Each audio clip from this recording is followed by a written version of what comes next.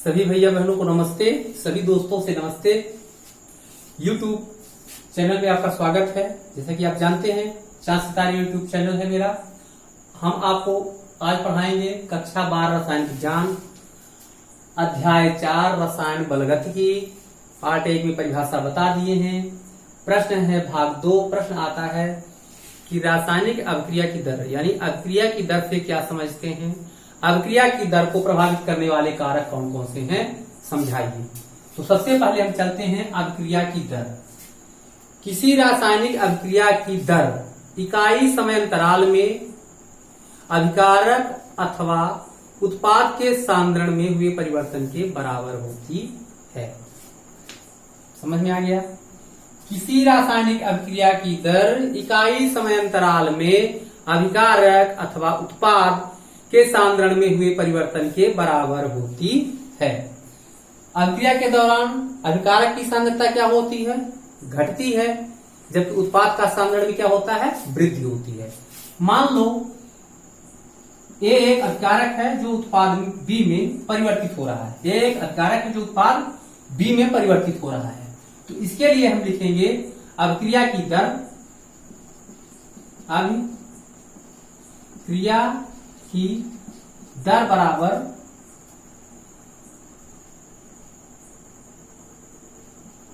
अभिकारक के सांद्रण, अभिकारक के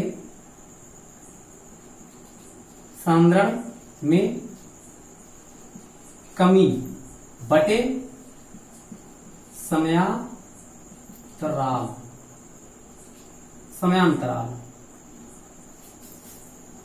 यानी अभिकारक ये है, अभिकारक के सांद्रण में क्या होती है? कमी होती है।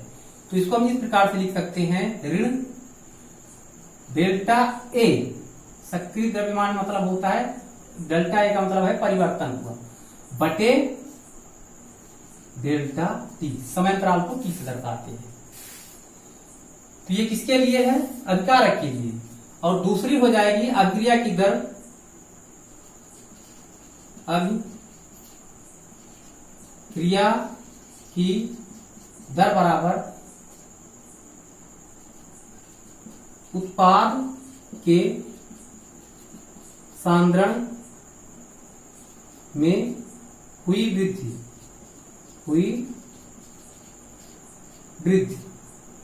बटे समयांतराल।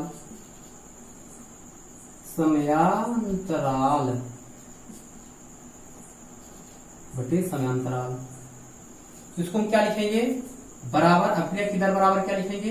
प्लस डेल्टा बी का सक्रिय द्रव्यमान बटे डेल्टा टी। यह है अभिक्रिया की दर। क्या लिखेंगे अभिक्रिया की दर?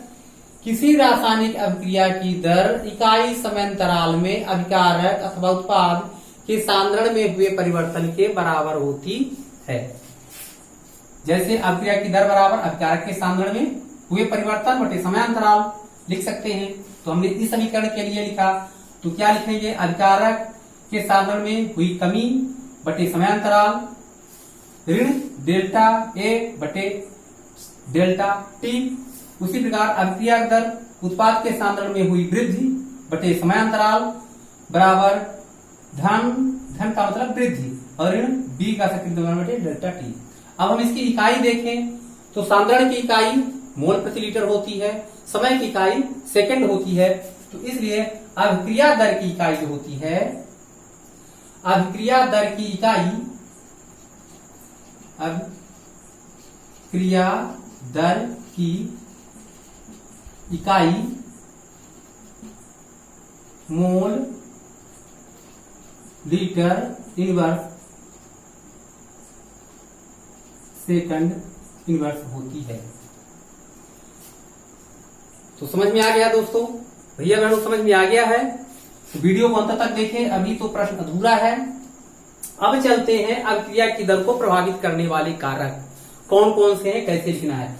तो सबसे पहले है अभिकारकों का सांद्रण। जी, अभिकारकों का सांद्रण जो अभिक्रिया में भाग लेता है वह क्या कहलाता है? अभिकारक कहलाता है। और जो अभिक्रिया के बाद बनता है वह उत्पाद कहलाता है। तो ये अभिकारक है और ये उत्पाद है।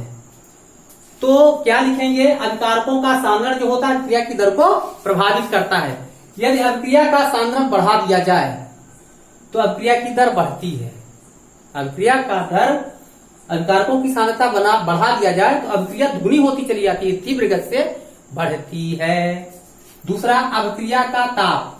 अभिक्रिया का ताप प्रति 10 सेंटीग्रेड बढ़ाने पर अभिक्रिया की दर दुगनी हो जाती है। यानी ताप बढ़ाने पर अभिक्रिया की दर बढ़ती है, लेकिन ऊष्माक्षेपी अभिक्रियाएं जो होती हैं उनमें ताप बढ़ाने पर अभिक्रिया की दर घटती है। और ऊष्माक्षेपी, ऊष्मा शोषी जो अभिक्रियाएं होती हैं उसमें ताप बढ़ाने पर अभिक्रिया की दर बढ़ती है। तो जिस तरह से बता रहे हैं वही लिखना है। तीसरा है उत्प्रेरक की उपस्थिति। उत्प्रेरक की उपस्थिति, उत्प्रेरक जो होते हैं अभिक्रिया की दर को प्रभावित करते हैं, बढ़ा या घटा देते हैं, स्टार्ट कर देते हैं, अभिक्रिया स्वयं भाग नहीं लेते। तो उत्प्रेरक अभिक्रिया की दर को भी प्रभावित करते हैं। उत्प्रेरक की उपस्थिति में अभिक्रियाएं तीव्र से संपन्न हो जाती हैं। अगला है अभिकारकों के पृष्ठ का क्षेत्रफल। कोई ठोस पदार्थ अभिकारक है, उसका क्षेत्रफल ज्यादा है तो अब क्रियाएं क्या होती हैं, तीव्र से संपन्न होती हैं। दो अभिकारक हैं, जल्दी से मिल जाते हैं। अगर उसका आयतन कम है, पृष्ठ क्षेत्रफल कम है तो वह मंद गति से होगी। तो कहने का मतलब यदि अभिकारकों के पृष्ठ का क्षेत्रफल अधिक है तो रासायनिक अभिक्रिया तीव्र गति से संपन्न होती है। छठवां है अभिकारकों का प्रभाव। अभिकारकों, एक छोड़ गया भी बताते हैं, विकिरणों का प्रभाव। तो विकिरणों का प्रभाव क्या है, बहुत सी ऐसी अभिक्रियाएं होती हैं जो धीमी गति से होती हैं, मंद गति से होती हैं, लेकिन सूर्य का प्रकाश पड़ जाए तो तीव्र गति से संपन्न हो जाती है।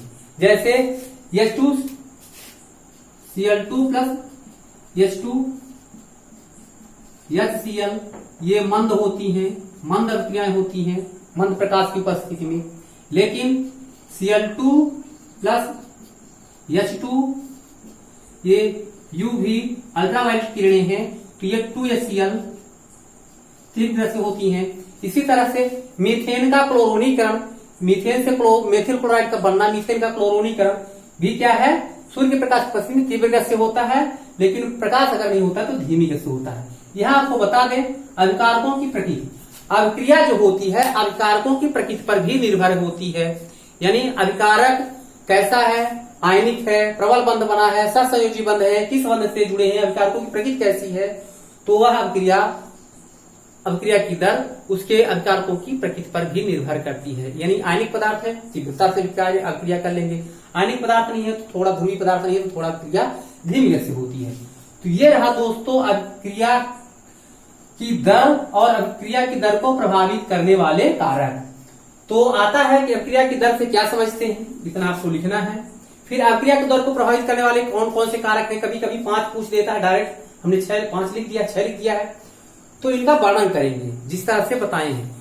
4 नंबर का आएगा इस अध्याय से, तो अगर आता है तो 2 नंबर का ये रहेगा, या 4 नंबर का 4 पॉइंट, और अभिक्रिया की दर जरूर पूछता है। अभिक्रिया की दर से क्या समझते हैं 1 नंबर, और अभिक्रिया की दर को प्रभावित करने वाले 3 कारक भी लिख देंगे तो 4 नंबर मिल जाता है।